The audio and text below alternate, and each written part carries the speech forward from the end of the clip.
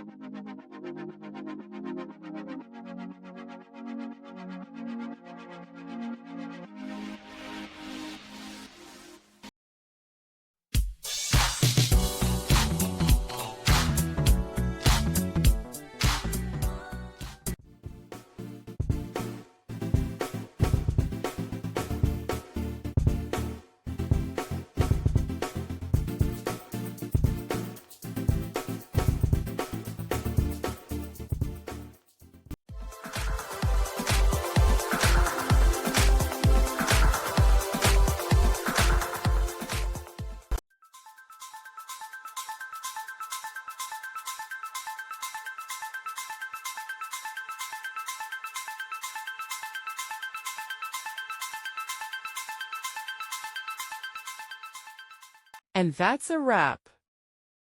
I hope you found the answer you were looking for. If you did, take a second to hit that subscribe button. It really helps out. And let me know in the comments which solution worked best for you. See you next time in the debug zone.